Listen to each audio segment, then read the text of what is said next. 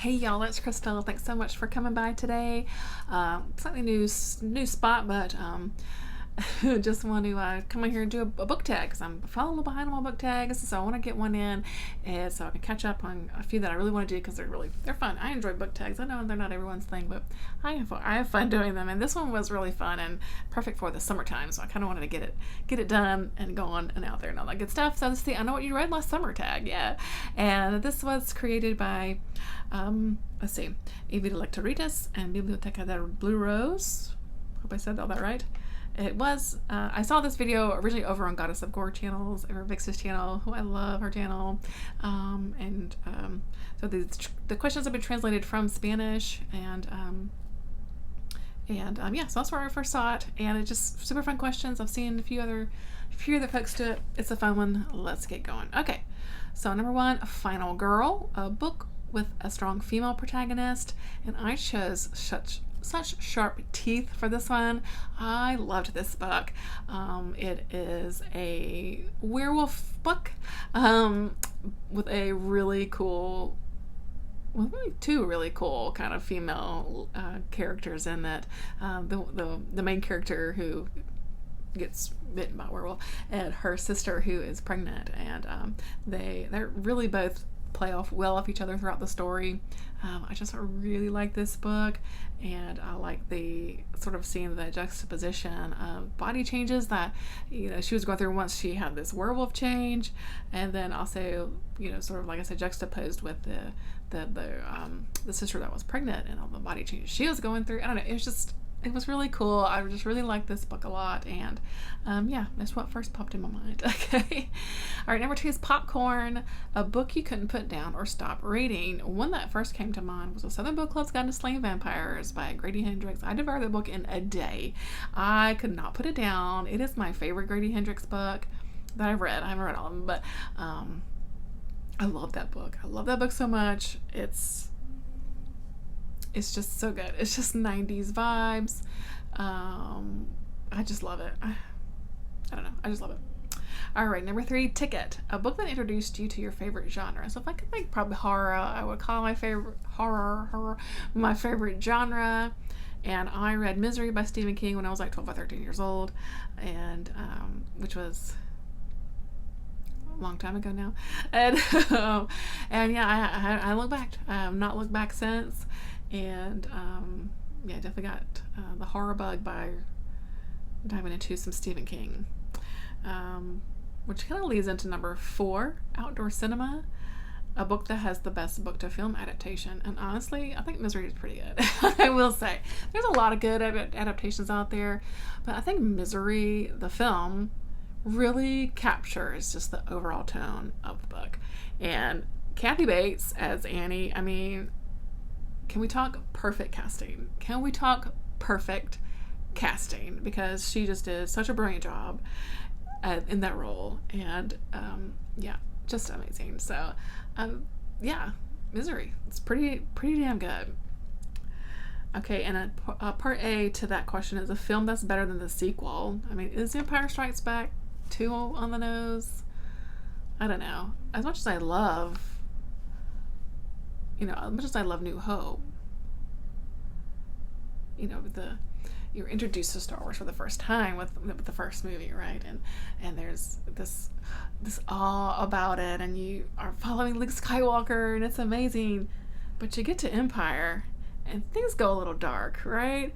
And we really get that secret about Darth Vader, and there's just a lot more. It was just a more well done film, I think, too. The acting was a little bit better, I think, and there's a little more heart into it. And yeah, it's Empire. I mean, yeah.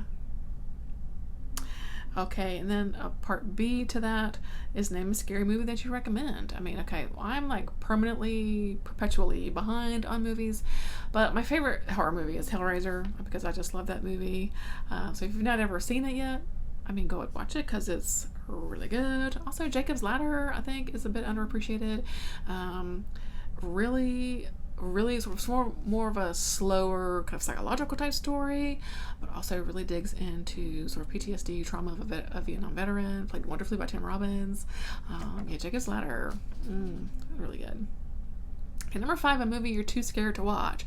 I don't know that I'm really too scared to watch anything as far as horror movies go. But again, I'm always behind on horror movies, so I mean, I don't know even what's out there all the time. But I am a little scared to watch the new Indiana Jones movie. Ooh, I don't think it's going to be good, y'all. Like, I really don't. And I honestly have no desire to watch it. I think it's time to hang up the whip. Is it just me?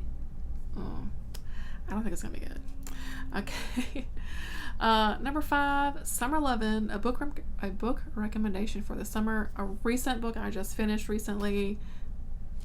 You know what I mean? Recent book I finished recently is Jedi Summer with the Magnetic Head by John Bowden. This is a wonderful summer book. It really captures the summer in the 80s. A lazy kind of, summer being a kid in the 80s, and being, you can just do what you want, back then, and but there's a little more here to it. With into this family, this 2 brothers, and as they're waiting for Return of the Jedi to come to their small town, and so they can watch it, and things that go on in this small town in Pennsylvania. It's just gorgeously written. John Bowden is just a wonderful, wonderful author, and this is it's a beautiful story. It just captures the summer of being a kid, really good. Alrighty. Number 7, is that right? Yeah, number 7, Scythe Assassin, a villain you'd like to interview. Okay, Madame Medusa. Okay, she is the worst. She's the worst Disney villain. I mean, fight me in the comments about it, but she's like the worst. And she's from The Rescuers. If you've not seen The Rescuers, add that to your movie list because it's amazing. One of my favorite Disney movies ever. Okay. But she's the scariest villain by far. She's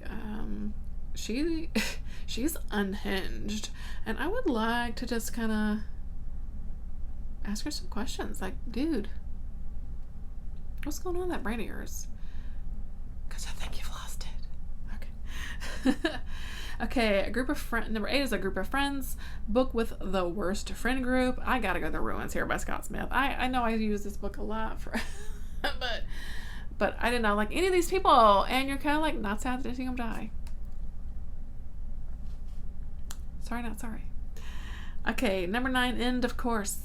Your last DNF would be The Devil in Silver by Victor LaValle. I know. I'm surprised. I'm as surprised as you. I really am. I just knew I was going to love this book, and was so excited to finally get to it and all this jazz. I was hooked. I was hooked by part 1. I was pulled into the stories about this guy who gets sent to this sort of mental institution, mental hospital for like a 72-hour waiting period because the cops throw him in there. Cops. And where was I going? Oh, and it just goes from there. You meet other people that are in there, but something's going on. Something else is going on in this place, right? But I get to part 2, and I just feel like the story was just going. It was just not what I was thinking it was going to be. Honestly, I think, which is maybe more a me problem. Like maybe I need to just not expect something going into it. I don't know.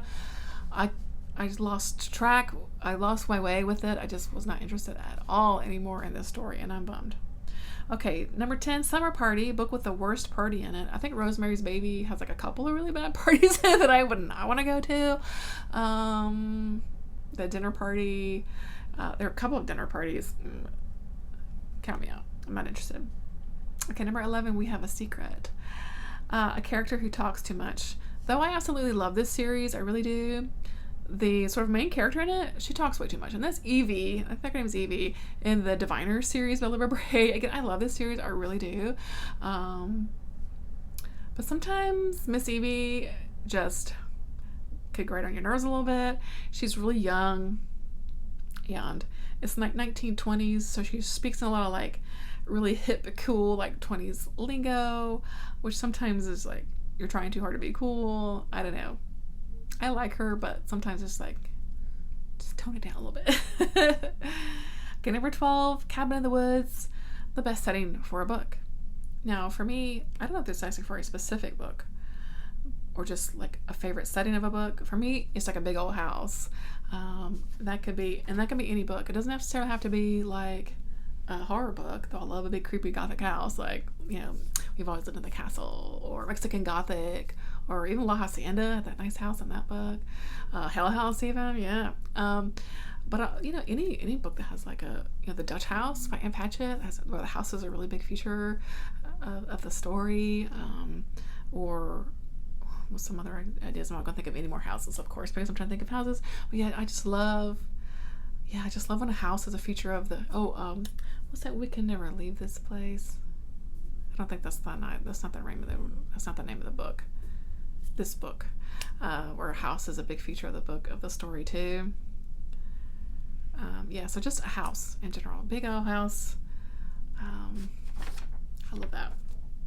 Okay, number 13, Friday the 13th, is a book that traumatized you. And I gotta go with They All Died Screaming by Christopher Triana, only because I will never, ever, ever look at Arby's food again the same way. Thanks a lot. Appreciate it. Alright, tag your in if you'd like to be tagged in this. I don't know who else has been tagged. I should have looked at that before. But if you'd like to do the tag, consider yourself tagged. And I'd love to hear your answers if you do. And yeah, that's it for me. Thanks so much for stopping by today. I appreciate your time as always. It really does mean a lot. And until next time, bye.